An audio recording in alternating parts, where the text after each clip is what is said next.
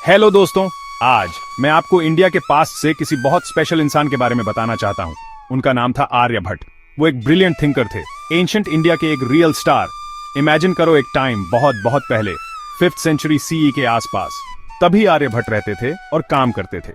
उन दिनों बहुत से लोग दुनिया को एक्सप्लेन करने के लिए मैजिक और सुपरस्टिशंस में बिलीव करते थे, लेकिन आर्यभट्ट वो डिफरेंट थे। उन्होंने अपने माइंड, अपने लॉजिक और नंबर्स के लिए अपने प्यार का यूज किया यूनिवर्स को समझने के लिए। उन्होंने दिखाया कि साइंस रियल आंसर्स ढूंढ सकता है। ये ऐसा था जैसे उन्होंने एक अंधेरे कमरे में रोशनी जला दी हो। कितने ब्रेव और क्लेवर इंसान थे वो। आर्यभट्ट का जन्म एक ऐसी जगह हुआ था जिसे हम कुसुमपुर मानते हैं, आज के पटना के पास, या शायद साउथ इंडिया में अशमक में। वो कहीं से भी हों, वो क्लियरली एक बहुत क्यूरियस इंसान थे। उन्होंने आसमान की तरफ देखा, स्टार्स और प्लैनेट्स को, और वो सोचते थे। उन्होंने सिर्फ पुरानी कहानियों को एक्सेप्ट नहीं किया, वो जानना चाहते थे कि चीजें होती हैं। ये क्यूरियोसिटी कितनी वंडरफुल चीज है ना? यही हमें सीखने और डिस्कवर करने के लिए पुश करती है। आर्यभट्ट में ये बहुत ज्यादा थी। उन्होंने जरूर कई रातें सिर्फ ऑब्जर्व करते, सोचते और कैलकुलेट करते हुए बिताई होंगी। वो कॉस्मोस के सीक्रेट्स को डिकोड करना चाहते थे, मंत्रों से नहीं बल्कि मैथमेटिक्स से। इस रिमार्केबल इंसान ने हमें एक बुक दी, एक खजाना जिसे कहते हैं। Think of it as his diary of discoveries, सब प्रिसाइज संस्कृत श्लोकों में लिखी हुई। ये बुक सिर्फ एक चीज के बारे में नहीं थी, ये मैथमेटिक्स और एस्ट्रोनॉमी के अमेजिंग आइडियाज से भरी हुई थी। उन्होंने अलजेब्रा, ट्रिगोनोमेट्री और प्लैनेट्स कैसे मूव करते हैं, इस बारे में बात की। ये नंबर्स के थ्रू आसमान को समझने का एक गाइड था, उनके टाइम के लोगों के लिए और आज हमारे लिए भी। इस बात का सबूत है कि एक डेडिकेटेड माइंड क्या अचीव कर सकता है। इससे पता चला कि इंडिया में साइंटिफिक इंक्वायरी की एक पावरफुल ट्रेडिशन थी।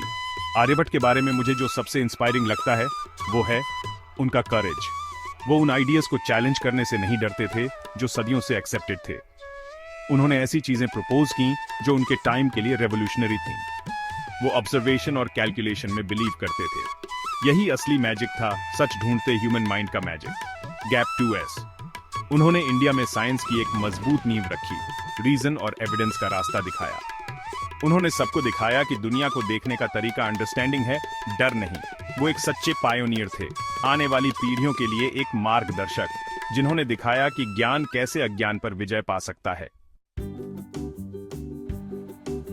अब मैं आपको आर्यभट्ट के सबसे माइंड ब्लोइंग आइडियाज में से एक के बारे में बताता हूं। उन्होंने कहा कि हमारी अर्थ, ये प्लैनेट जिस पर हम रहते हैं, अपनी ही एक्सिस पर घूमती है। Can you imagine? ज्यादातर लोग उस टाइम मानते थे कि अर्थ स्थिर है और सन, मून और स्टार्स हमारे चारों ओर घूमते हैं। ये कितना ऑब्वियस लगता था, है ना? आप सन को ईस्ट में राइज होते और वेस्ट में सेट होते देखते हैं, लेकिन आर्यभट्ट ने अपने ब्रिलियंट माइंड से सजेस्ट किया कि ये उल्टा है।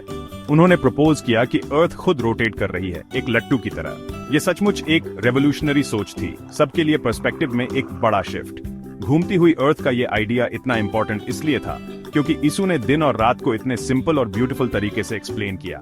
जरा सोचो, अगर अर्थ घूम रही है तो उसके डिफरेंट पार्ट्स अलग अलग टाइम पर सन को फेस करते हैं। जब अर्थ का हमारा हिस्सा सन को फेस करता है तो हमारे लिए दिन होता है। जब वो सन से दूर हो जाता है तो रात हो जाती है। कितना एलिगेंट, कितना लॉजिकल।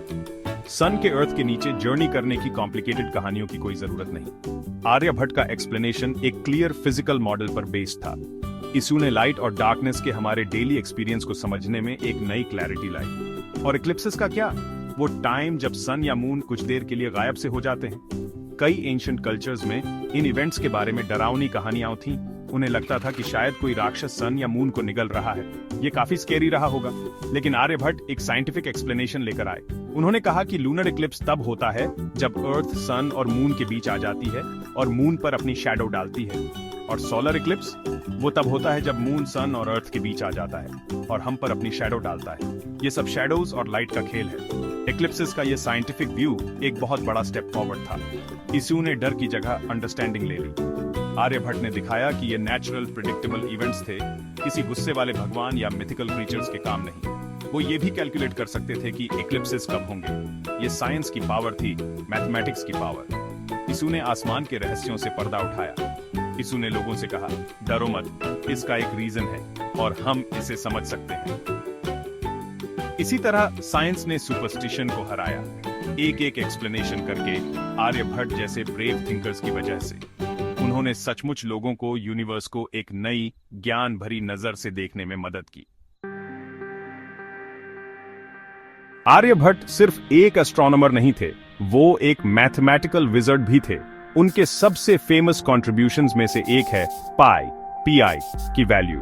आप पीआई को जानते हैं, वो स्पेशल नंबर जिसे हम सर्कल्स के बारे में चीजें कैलकुलेट करने के लिए यूज करते हैं। आर्यभट्ट ने इसकी वैल्यू अप्रॉक्सीमेटली 3.1416 कैलकुलेट की। ये उनके टाइम के लिए इनक्रेडिबली एक्यूरेट थी। दुनिया के दूसरे हिस्सों के कई स्कॉलर्स जितना जानते थे उससे भी ज्यादा एक्यूरेट। जरा इसमें लगी प्रिसिजन के बारे में सोचो। ये नंबर मैथमेटिक्स में, इंजीनियरिंग में, चीजें बनाने में और हमारी दुनिया को समझने में बहुत इंपॉर्टेंट है। आर्यभट्ट ने हमें कई गणितीय पहेलियों को सुलझाने की चाबी दी। उन्होंने ये कैसे फिगर आउट किया, आप सोच रहे होंगे। आर्यभट्ट ने एक मेथड डिस्क्राइब किया। उन्होंने एक ऐसे पॉलीगॉन का पेरीमीटर कैलकुलेट करने का सजेस्ट किया जिसकी बहुत सारी साइड्स हों और जो सर्कल के अंदर बना हो, और एक ऐसा भी जो सर्कल के बाहर बना हो। वो समझते थे कि जैसे जैसे आप साइड्स का नंबर बढ़ाते हैं, पॉलीगॉन का पेरीमीटर सर्कल के सर्कमफ्रेंस के करीब और करीब आता जाता है। उन्होंने 384 साइड्स वाले पॉलीगॉन के साथ काम किया। ये ज्योमेट्री की उनकी डीप अंडरस्टैंडिंग और कॉम्प्लेक्स कैलकुलेशंस के लिए उनके पेशेंस को दिखाता है। ये सिर्फ एक गेस नहीं था, ये रिगरस मैथमेटिकल वर्क का रिजल्ट था। नंबर्स के साथ उनका जीनियस सचमुच रिमार्केबल था। पाई के अलावा आर्यभट्ट ने टाइम के बारे में भी बहुत प्रिसाइज कैलकुलेशंस किए। उन्होंने एक सोलर ईयर की लेंथ अर्थ को सन का चक्कर लगाने में लगने वाला टाइम एस्टोनिशिंग एक्यूरेसी के साथ कैलकुलेट की। उनका फिगर 365.258 डेज के बहुत करीब था। ये मॉडर्न साइंटिफिक वैल्यू के इनक्रेडिबली करीब है। इसे सही करना एक्यूरेट कैलेंडर्स बनाने के लिए बहुत इंपॉर्टेंट था।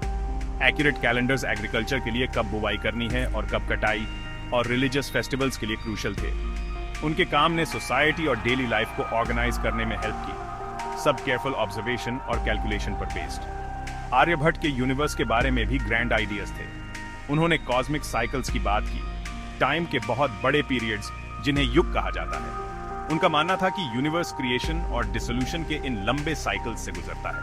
इससे पता चलता है कि वो सिर्फ स्मॉल डिटेल्स के बारे में नहीं सोच रहे थे, वो big picture, grand cosmic order को समझने की कोशिश कर रहे थे। हालांकि उनकी अंडरस्टैंडिंग उनके टाइम के कॉन्सेप्ट्स में थी, ये इटर्निटी और एग्जिस्टेंस के सिक्लिकल नेचर पर डीप कंटेम्पलेशन को रिफ्लेक्ट करती है। उन्होंने सिर्फ आसमान में ही नहीं बल्कि टाइम और कॉस्मोस के फैब्रिक में भी पैटर्न्स देखे। तो जब हम पीछे मुड़कर देखते हैं, आर्यभट्ट ने हमें बहुत कुछ दिया। उन्होंने हमें बताया कि हमारी अर्थ घूमती है। उन्होंने इक्लिप्सेस को साइंस से एक्सप्लेन किया, मिथ से नहीं। उन्होंने हमें पीआई की रिमार्केबली एक्यूरेट वैल्यू दी। उन्होंने साल को इनक्रेडिबल प्रिसिजन के साथ मेजर किया। वो एक मैथमेटिशियन थे, एक एस्ट्रोनॉमर, और सबसे बढ़कर सच के एक फियरलेस सीकर। उन्होंने दुनिया को लॉजिकल, रैशनल तरीके से समझने के लिए अपने ब्रिलियंट माइंड का यूज किया। उन्होंने अंधविश्वास से विज्ञान तक एक पुल बनाया, और यह एक ऐसा तोहफा है जो हमेशा काम आता है। उनके कंट्रीब्यूशंस उन बीजों की तरह थे जो नॉलेज के एक बड़े पेड़ में बदल गए। आर्यभट्ट का काम सिर्फ उनकी बुक्स में नहीं रहा। ईसू ने भारत में उनके बाद आए कई विद्वानों के मन में एक ज्वाला जगाई। ब्रह्मगुप्त, भास्कर आई और भास्कर टिब्बी के बारे में सोचो। इन महान माइंड्स ने आर्यभट्ट द्वारा रखी गई नींव पर काम किया। उनके आइडियाज इंडिया के बाहर भी गए, दूसरी कल्चर्स में एस्ट्रोनॉमी और मैथमेटिक्स को इन्फ्लुएंस किया, खासकर अरब वर्ल्ड में, और वहां से इवेंचुअली यूरोप तक। ये अमेजिंग है कि नॉलेज कैसे ट्रैवल कर सकता है और टाइम और स्पेस में लोगों को कनेक्ट कर सकता है। उनके इनसाइट्स एक ग्लोबल साइंटिफिक अवेकनिंग का हिस्सा बन गए, डिस्कवरी की एक shared human journey. Aryabhata Bharat की गौरवशाली वैज्ञानिक विरासत के एक चमकते प्रतीक हैं। हम अक्सर इंडिया के स्पिरिचुअल विजडम के बारे में सुनते हैं जो वंडरफुल है, लेकिन हमें अपने साइंटिफिक अचीवमेंट के इनक्रेडिबल हिस्ट्री को भी याद रखना चाहिए।